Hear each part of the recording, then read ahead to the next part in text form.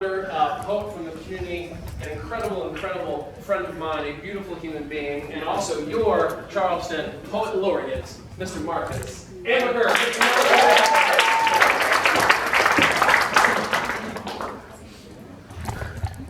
I'm honored to be among you all. I'm honored to share this experience with you.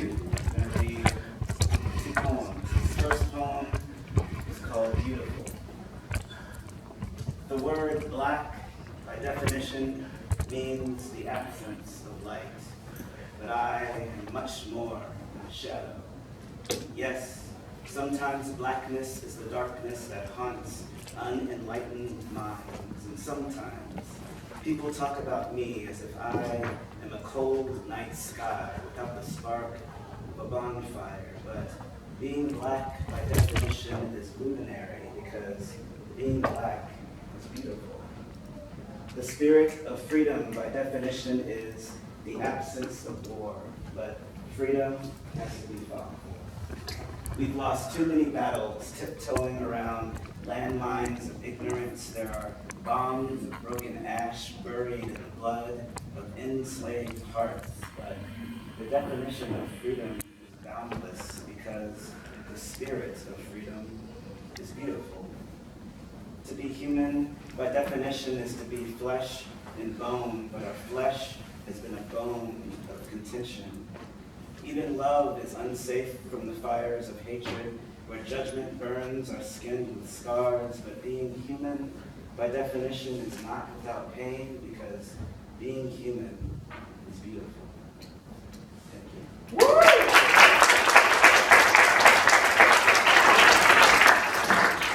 And this is one I finished yesterday. It's called The Last Word. One day, someone will write the last poem about injustice, and it will become our new national anthem. Only history books will hold the memory of hatred, and museums will be built for the artifacts of our awakening. One day, someone will have the last conversation about politics, because we realized there were problems that our politicians couldn't fix. Policies not built to cure our addiction to division, no governing body that compares to the bodies of the enlightened. One day, this poem won't be a manifesto for dreamers. We will wake up from nightmares of our own making and reject our attraction to darkness, our love affair with conflict.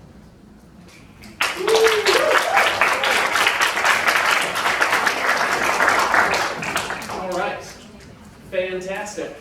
We're going to now move on to the slam portion of the afternoon. So this is going to be our poetry competition. So let me just tell you a little bit how that's going to work. We're going to bring some of our brave poets down. They're going to share their work. When they are finished, you, of course, audience, you're going to applaud. You're going to go crazy. You're going to show them so much love and support for the courage to speak their truth. And then we're going to turn to, we have 3 judges today. You've already met one of them, Marcus. They are going to give the poet who just performed a score, somewhere from 0 to 10. So judges, the score is 0 being the lowest score, right? That's like, man, you should really stop writing poems. Like that was rough. But that's not going to happen today. We're not going to see that. And then going upwards, like a 5, that's good. Keep writing. You're doing good. A 6 is that's pretty solid. A 7 is like that's really good. A 9 is like that's pretty amazing. And then a 10. Judges, a 10 means a truly mind-blowing, life-changing poem. You would just never be the same ever again because you just heard that poem, okay? And then of course decimal points are also allowed. In fact, that actually helps us prevent a tie. So the judges will hold the scores. I will read them, and then our loyal scorekeeper will write them down, and then he will inform us of the poet's total score, which will be out of 30 points, okay? We do have some pretty impressive prizes today. Our first place poet is going home with $100. That's pretty awesome. The second place poet is going home with $50, and third place poet is going home with $25. So let's keep it real for a second, y'all. In the room currently, we have 2 poets, I believe, who are interested in competing. There was a third who texted me that she was running late. She's not here yet. If there's anybody in the room who's interested in competing, I mean, let me just put it this way. We have the 2 people in the room that compete. The third person, is going home with $25. So you get 20, Marcus read those 2 poems for free, okay? So if you read 1 poem, you get $25. Is there anybody in the room that's got a poem? Make one.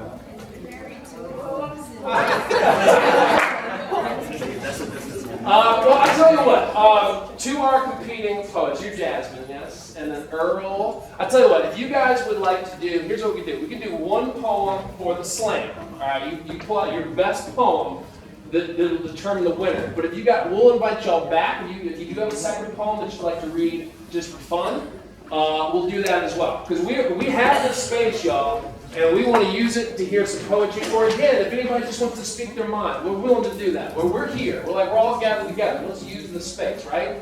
Yeah? Let's do it. Use it for something beautiful, right? So, if anybody changes their mind without entering the slam, do so soon, because we're getting started. All right, is there anything else I need to say? I think we got it. Mr. Lewis, am I missing anything? I think you have. Got it? Okay, cool. All right. Then, let's get to the slam, and then we'll see what happens after that. All right. We're going to bring Earl down first. Earl, what school are you coming from? I recently stopped taking some classes, but I'll start back up soon. All right. But just Awesome. believe in me. Cool. All right. Make some noise, everybody. It's Earl Olsen.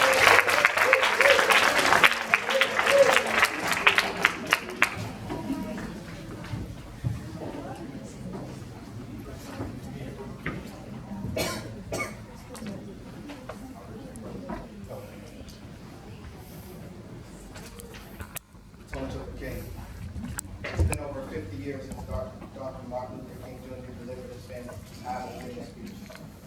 It was a cry to the American people. It was the heart of a man poured into words and delivered to the world. It was his truth. It is that truth that brought us all here today in remembrance of him. On this special day, I am here to pass on this torch. A torch lit with the desire to seek prosperity for all, to see people come together for the benefit of humankind. A torch that I believe can burn so bright that we may see its effects in our generation.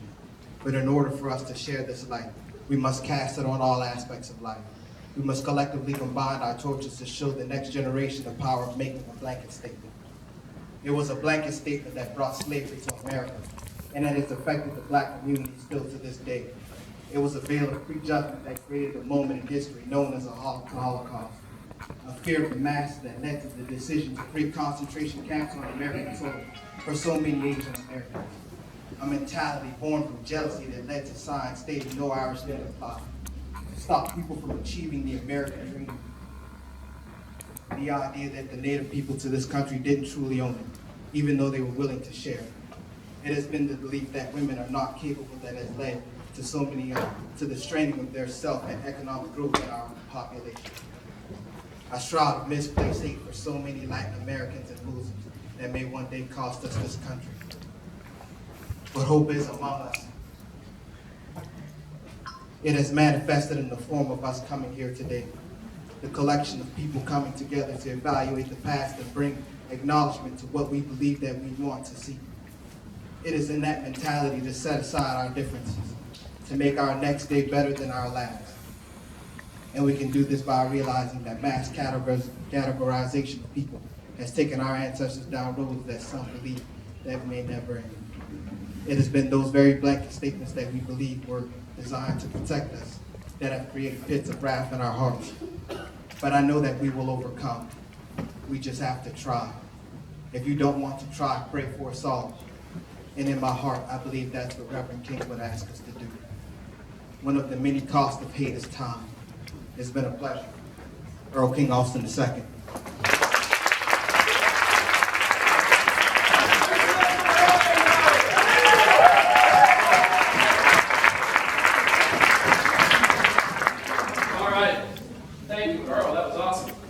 All right, we're going to now turn to our judges. Our three judges are now giving Earl a score somewhere between 0 and 10. And we can pull those scores up in about 5 seconds. Judge is facing towards me. I'll read them out loud. And the scorekeeper will do a little math. Let us know what the total score is. All right. And when I say the total score, we're just going to freak out for Earl and just be so excited for him, right? All right. Judges going to hold scores. 3, 2, 1. All right. From low to high, we have a 7, an 8.9, and a 9. Make some noise for Earl.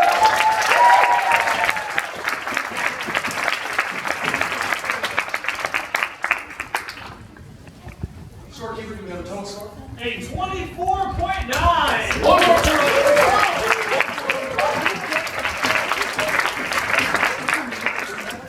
All right, the next poet coming to us from Ashley Ridge High School. Make some noise for Jasmine.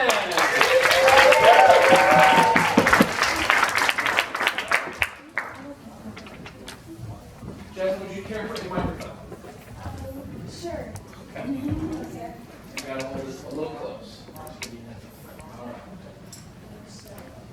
Hear me? No. Can you hear me? No. Yes. No. You're loud. I'm loud? Okay. Can y'all hear me now? There you go. Okay, cool. So my poem's called Love Affair. Hey, I'm in the middle of a love affair. And though he is naive, and though I trip over words, and though his hands stumble when he reaches for mine under the cover of stars so yellow and white they wash out the darkness, and though I speak so fast words are faceless and he cannot recognize them even when they say hello to him on the street, and though his smile is crooked that sometimes I wonder if he tells me the truth when he says I love you. I'm in the middle of a love affair, and infatuation is key. He smells like milk, stale cornbread, and honey swirled in a bowl. The morning after I've stuffed myself with so much food, all I can manage to do is relearn how to breathe. And he feels like silk on my skin, and sometimes we sit on the porch when the sun is highest and everything is warm, and compare the paint of his paleness to my cinnamon brown. His moles look different from mine, and where he has freckles, I have blotchy discoloration instead. His voice is smooth, boyish, though what would you expect when he says things like, "You are my darling"? He tells me on our first date as he swings our arms, I am the most beautiful girl, and I blush under the pressure of compliments that weigh 1,000 feelings, even when I wonder if he means it. Hi, I'm in the middle of a love affair. He wanted to meet my parents. He has spoken to them on occasion, but this was different. When he looked them in the eye and said he wanted to ask for me, holding my hand in his, grip making his knuckles paper white, nearly red, my parents scrutinized his face, thought of all the others who had asked, and reasoned this was the best, so long as I wanted this. Did I want this? His hazelnut brown eyes met the rich black coffee eyes of mine, eyebrows raised, asking after the fact, "Do your parents like me?" Of course, baby. It is the first of my lies. Hello, I am in the middle of a love affair. When he sits on my couch, I see the hunch in his shoulders, the broad look of disgust on his face, like congestion in his nose. When he looks at the television, and it is my face he sees on the television, black faces praying over a dead body, and it is at this moment I'm realizing I've been saying this whole time I'm in the middle of a love affair, as if I've been trying to find a way out of this whole time. I love him. I do. But we have our differences. And maybe if I say this enough, it will alleviate the pain. I am in the middle of a love affair. We lay together on the floor. We made a tent like children, and now we try to find rest. But it doesn't come easy when he fiddles with the hair behind my ears, whispers sweet dreams, even though it's the middle of the day. And I love him again. I am in the middle of a love affair. It is my face that sees disgust. Blind rage washes over my body. A canopy of anger resides inside of me. It is his face I see when they killed that boy. Had he not done anything right? He stands in my doorway, drenched in that boy's blood. And when I tell him I wouldn't forgive him, he runs out of the house just as livid as me, words dipped in anger, and I don't want to see him again. I am in the middle of a love affair, and I see him again. And he pleads, asks, what can I do to fix this?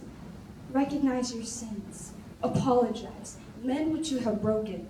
I want to say, but I walk out before I mourn another black body claimed by bullets and put into a grave filled to the brim with sorries for mommies and daddies who have no business saying goodbye so early. Bring back the dead, I said instead. But of course, he doesn't understand what he has done. I am at the end of this love affair, and when I phone him to break it all off, calling his name America, the America who took me home, who took me away from my home, who has coaxed out of me tears and sweat and the dissatisfaction of a life half lived, the other half of my life wondering if I am next, if I was the black body to be disposed of next. Am I disposable, I ask him. And he breathes on the other end of the receiver. He cannot answer me, and he won't, because to answer would mean he understood. And America didn't want to understand. Thank you.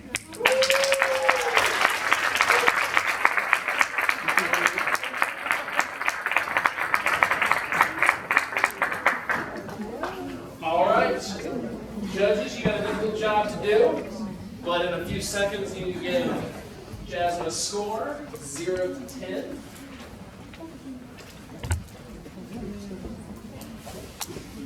Let's see the scores in 3, a 2, and a 1. All right, from low to high, we have an 8.5, a 10, and a 10. Mr. Lewis is fine. He's got what? How many programs you got running? Too many. See, there you go. No, I thought I'm getting the $25. You got something to do? It no gosso. Notice the vernacular that I decided to use. It no gosso. Excuse the harshness. We are simply cousins. I've been visiting with my cousins here in the corner of the diaspora that you call Charleston, South Carolina. But I yard my people have come from.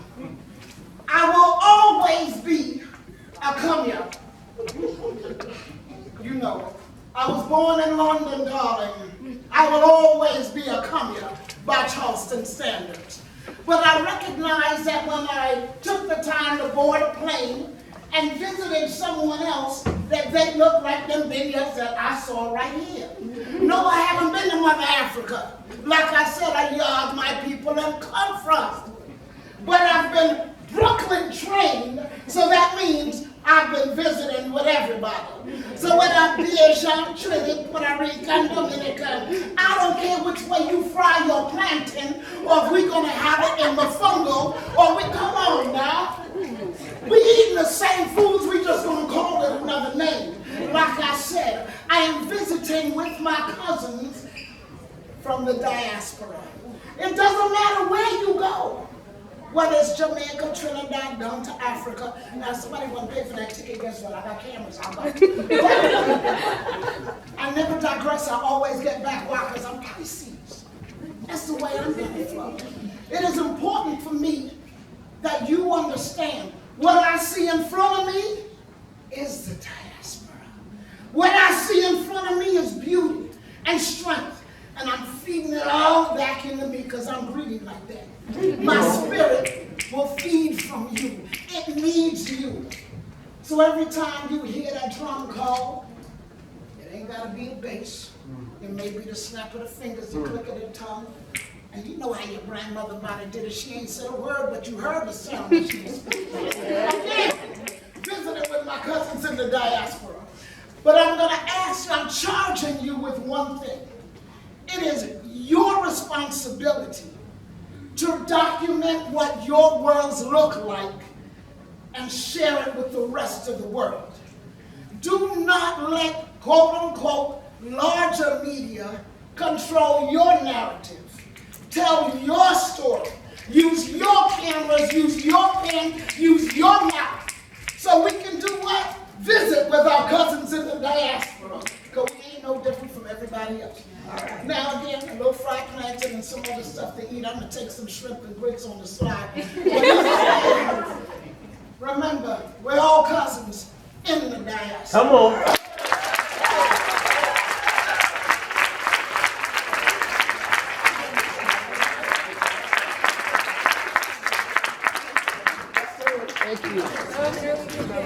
Do we have anybody else who wants to speak their truth?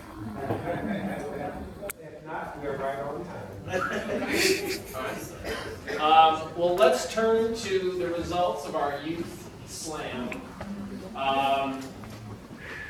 Derek, could you, our lovely scorekeeper, could you review our scores? Yes. Coming in second place with a score of 24.9. Please give it up for Earl. Do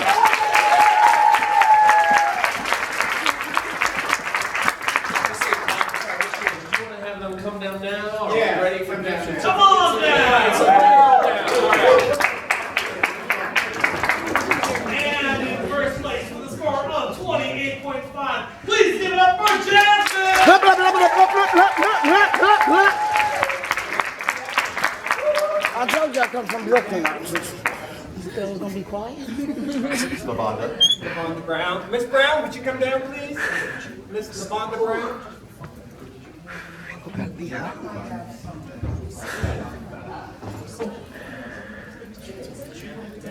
Been on the parade route since early this morning.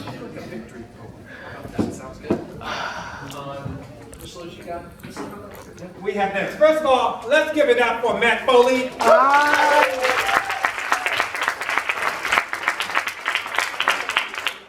And to our winners.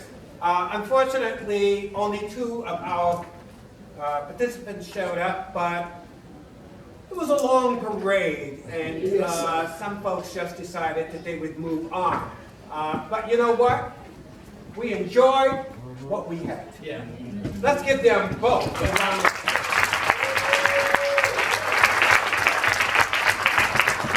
I'd like for our Charleston laureate to stand up once more, please. Marcus! Marcus! And so, Charles, can you make the presentation? All right, to our second place winner, give it up for Earl.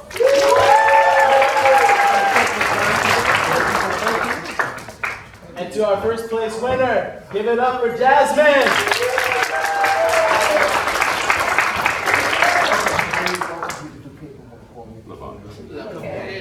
I think, so Jasmine proposed this idea of maybe a second poem, and particularly as our winner, I think she definitely earns that right.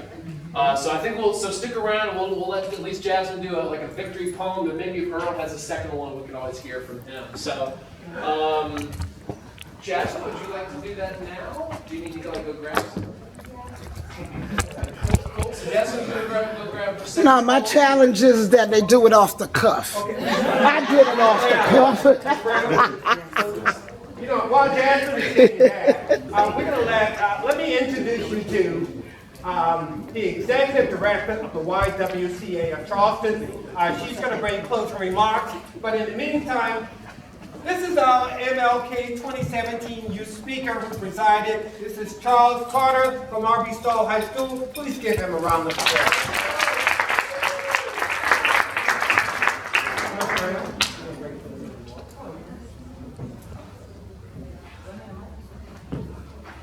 I have it over here.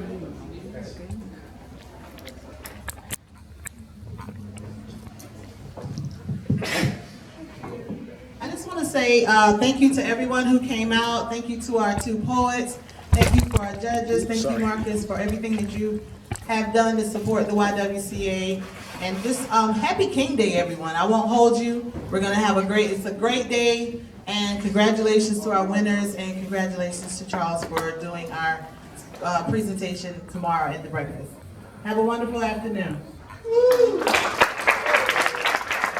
And if you are here in the if you have not gotten some lunch, I think we still have some lunch left. So when we dismiss you, if you go out the back door and make a left, the truck is over there. You can still get a hot dog and something to drink. Thank you for being here. And Jasmine?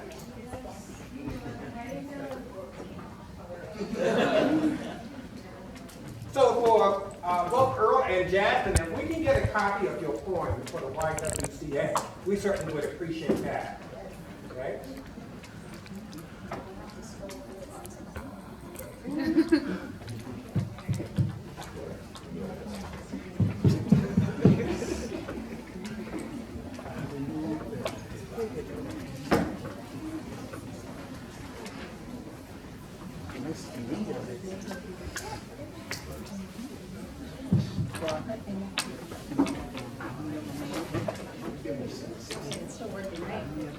Y'all can hear me? Okay.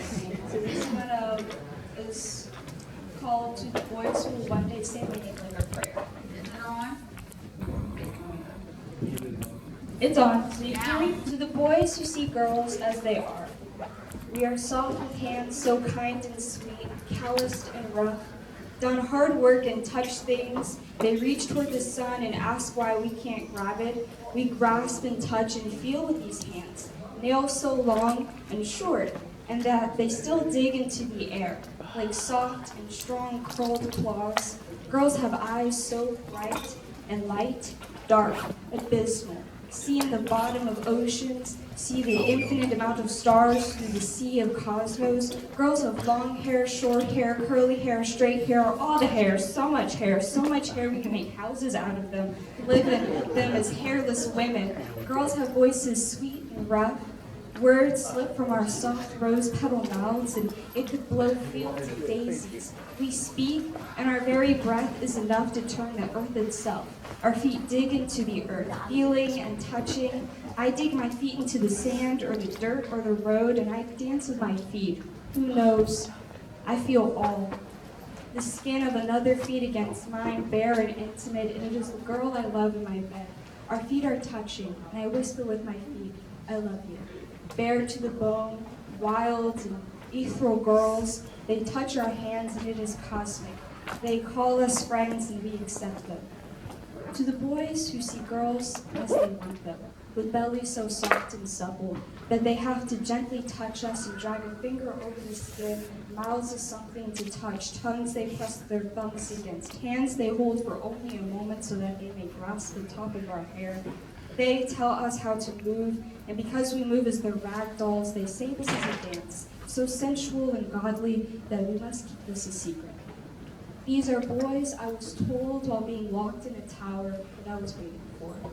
They would come riding on a white stallion dressed in metal armor, and they would dismount and kneel before a tower, only they would know how to enter. Well, I've got news. This tower is a fortress fit for a princess. It was built stone by stone with hands so capable that nothing could break it down.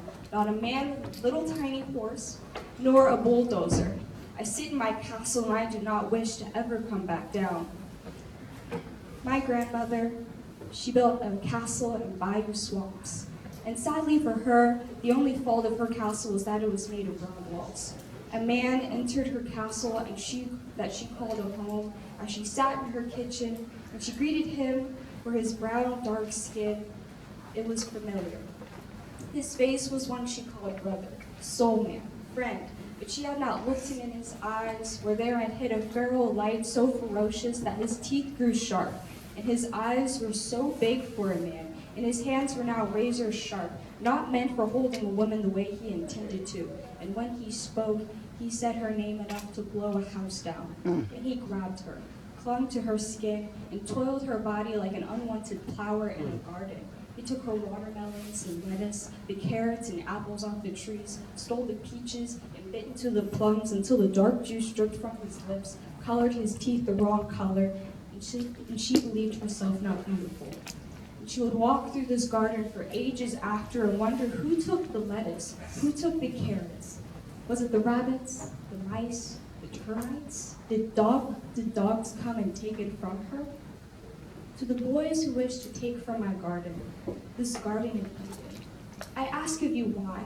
Why do you touch these fruits and vegetables? Why do you harvest what is not yours, as if I am not sacred?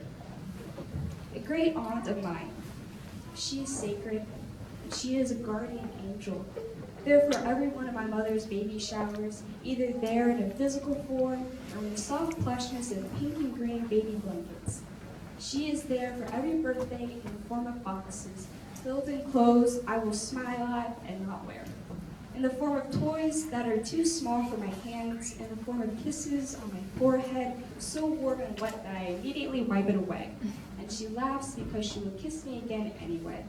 She is in the form of food, baklava, a very hard recipe known as chocolate left on top of the pretzels when we put them in the oven for 5 minutes. This recipe is known as chocolates melted on top of pretzels for 5 minutes. She made it. It's hard, you know, for a child of 5 and ramen in a packet when I was 6 and still thought $1 of ramen was a delicacy. Her divinity, her altar that she built, was prayed at by a man she knew and she loved, and she would look at him some days and think she had found it. This man had cursed her altar, stood before it like some commonplace and not a place of worship. Here this man stood and wrote upon her walls, told her she was nothing, told her she was no longer divine, no longer a goddess in human form, and threw her ambrosia to the ground and told her to rot. And to the boys who will one day say my name like a prayer, my altar is a place of worship, always has been. When you come to this place made of walls so golden and melt and glitter in the sun, and roofs so tall it is practically a sky, the words that fall from your mouth should be nothing, for we worship in silence in these halls. To the boys who will one day say my name like a prayer, keep my name out of your mouth. All the men who have ever come to the mothers before me were pray. They were lying. Thank you.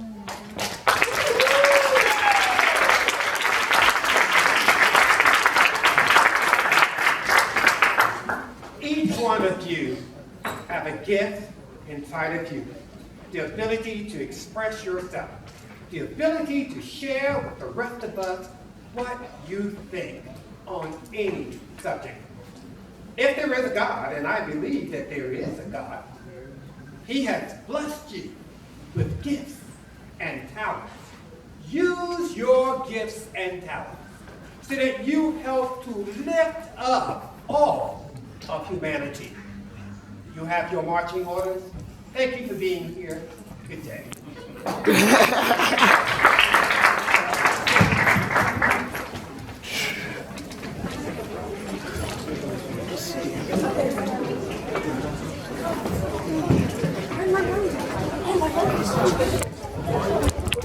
Your phone.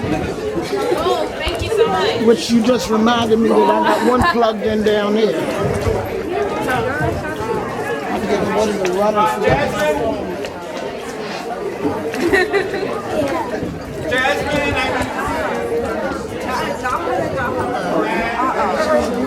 Do not go here now.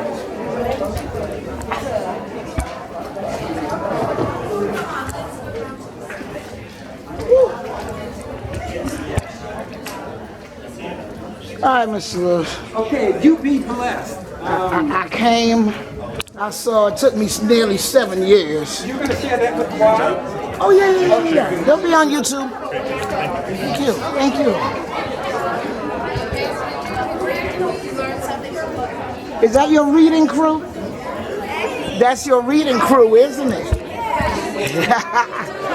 I am great. I had to try and You did well. in Jamaica, they make us have to do these that? things. Oh, really?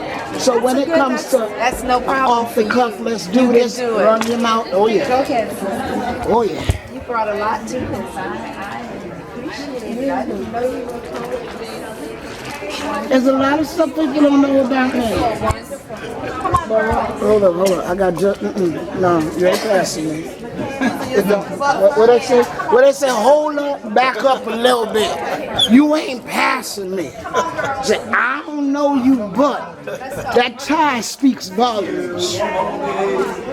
Who are you? I know the name. And who you be? We want to know. Because it takes a hell of a man to wear a tie like that. Hey, how you doing? You still ain't telling me. You said Ron Rico, so I take it you do this shit. I do. But you're gonna be shy, y'all. See, I got a camera, and in the background. Matter of fact, let me take the shot. Don't turn your head, turn back. Let me take the shot to go with that. Yep, you and Martin Luther King. That's how that goes. I just wanted that moment. Okay. And I got it on video, so we good. Oh, don't mind me. I don't have any manners, and I'm tired. Okay, I'm done tweeting, y'all. Well, no, I'm not. No, I ain't done tweeting. Don't be done. Let's put it this way. There's 30, 40 things backed up in Instagram right now. Oh, really? Oh, you ain't know who I am. Just ask Carrie and Adrian about Brenda. Tell them you met Brenda. Okay. That's all. That is all. All right. Mr. Amicus! He knows I gotta bother him. All right, I'm out. Ah, Hadish! Yeah. Hello, brother. How art thou? You go to church? Which one? Something there. Did you go to the funeral? Oh, no, no, you were there all night last night. Thank you, thank you. Ms. Weber, thank you for joining us.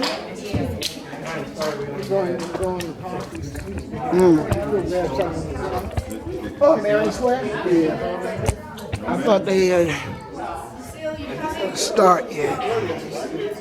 Yeah.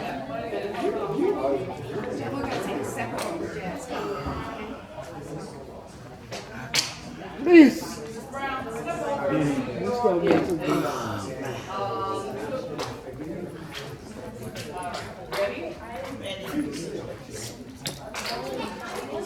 I'm taking today, the rest of the day off.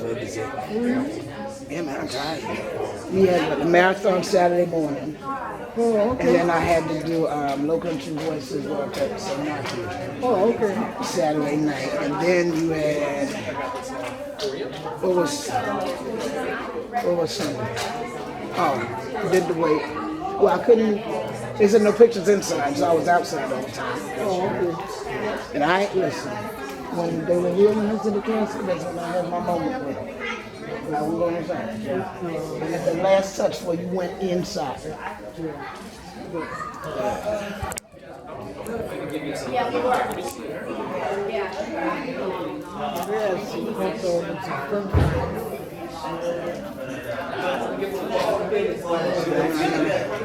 put in another mile to go home. So I don't know yet.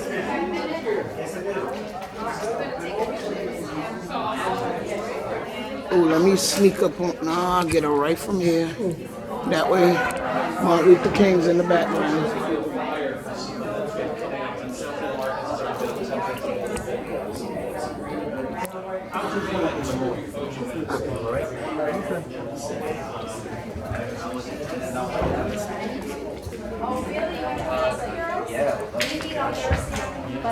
And then my parents were Oh, that's good. and everybody wants to know would love. And this is a school. No. I don't know if you have anything planned this upcoming Friday, but so I teach at School of the Arts, and we have an event planned. Starts at 6 this Friday. So girls, introduce yourselves to Mr. Abigail, please. Tell us your names. Yeah, okay, awesome. We are, I'll send Lauren some info about it. Yeah, we've done, I need to get the word out. It's kind of like great events. Yeah, where's the name tag? So, if you have You any, need to get what word out? Pardon me. You need to get what word out? we were just talking about some other youth poetry events going on in Charleston. There's a lot of opportunities. And your next one is when? It is this Friday, January 20th, 6 o'clock at School of the Arts. Okay, And that's it's School a of the youth Arts, open North mic. Source. Yes, ma'am. Okay, you got to make that distinction. Sure. Okay, I'm Peninsula bound. Who do you want there and why? We want any young writer, poet, performer. It could be just 18 and under. It's a youth open mic. It is on Inauguration Day, so we definitely want to have young people be able to express what they think about Which our is why I upcoming ran here. I president-elect. just knew some of y'all had some stuff to say today. Yes. It's a heck of a contrast starting the week on MLK Day, ending it with Trump's inauguration. It's like At least you got to night and get day. in a shot. Last week when we had the farewell address and the municipal speakers. Oh, Back to back. oh my God. That farewell address was so great. Yeah, I was like live streaming it with my friend, and so we could hear each other. She lives in Chicago. Thank you very much. I'm glad I got it in for you. Put that thing in front of Dr. Martin Luther King's face. I went on a little YouTube page looking at Obama's like the night of the 2008 election, like his acceptance speech, like some State of the Unions. Just my face was really wet. That's all I'm gonna say. But yeah, we would love to. Again, I mean, we have some youth stuff, but we also have just some community-wide things, all ages, that I think you would kill it.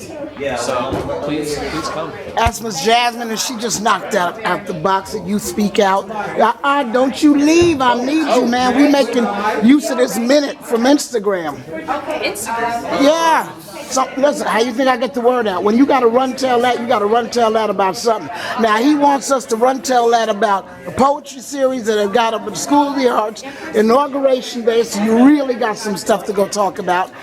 And what else? Where can they find? There's a website. What else is there going on? Twitter at Poet Jasmine. There you go. She just won. Jasmine is in- She's got some stuff. POETJASMI. There you go. She's making use of it. And again, School of the Arts, 6 o'clock, Inauguration Day. Yes. They need to come and they find out, is there a website or anything? Sure. Well, our poetry community here in Charleston is the Unspoken Word. The Unspoken Word. That's where we have a lot of our events going on. So that's a youth one, but then we also have poetry events for folks of all ages. Let's see, our next one is going to be January, I believe, 31st. It's an adult poetry slam, really all ages, at Pure Theater downtown on the peninsula. Oh, you're actually, see, now he's talking my damn language. Hold up. Yeah. Excuse my language. Have a let me, I'm going to get you, Hello, everybody. We're getting out. I know. We're gonna have to go home, But we gotta must get the hell leave out of this here. place. Thank you. The other phone is dying, and I need that piece about Pure Theater. Oh my God. Everybody's poetry posters are great stuff. Oh, you do? Oh, I hate it when it doesn't work. Why am I not supposed to be? Yeah, it's actually great, man. Great. Am I going to see you tomorrow? Marcus! Yes, ma'am. Marcus! I'm gonna get the two of you at the same time. Okay. Because he literally was just telling me about what's happening at Pure Theater. Well, feel free to connect. Will Marcus be I'm there? not on Twitter. Oh, yes. Okay, see, that's why we got issues with Run Tell That. So I'll Run Tell That. What's going on at Pure Theater? Oh, the Pure Theater thing. It's a poetry slam, similar to what happened today. So there will be judges and prizes and all that kinds of stuff. So it's a poetry competition, Pure Theater on King Street. We usually get started around 7:30. And when is this? It is Tuesday, January 31st. Isn't that our next Yeah, that's the slam? slam at Pure. Yeah. And then the second Friday of the month at Eclectic Cafe. Okay, where's Eclectic Cafe? I can send you those. No, we're making use of this minute for Instagram. Yeah, I just forget all that. Don't worry about it. But we're looking at our poet Second Friday laureate. of the month. And you guys get out and support them. They need all the support possible. Cool. The unspoken word, poets, Mr. Lewis, bam. That's a minute. Yeah, I just needed that minute. You said you wanted to get the word out. That's all I do. Next year, I'm looking for Hello, darling. Okay. No, this is my first one. Oh, okay. Because I always do the parade further up and then just turn around and go home. Yeah. But the plan was today, no, I gotta be as close to as here as possible to finally come to this. Yeah. I didn't know I'd have to run my mouth, but It's all good. It's all good. Again, congratulations. All right. We'll see you around. Thank you.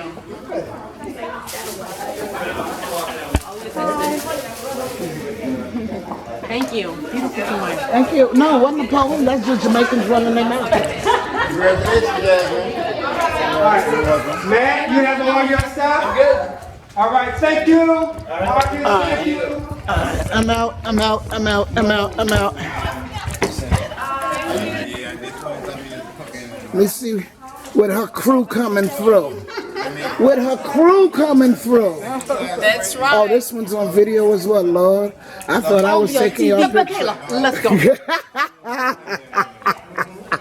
I love it. It's worth it. But I was in a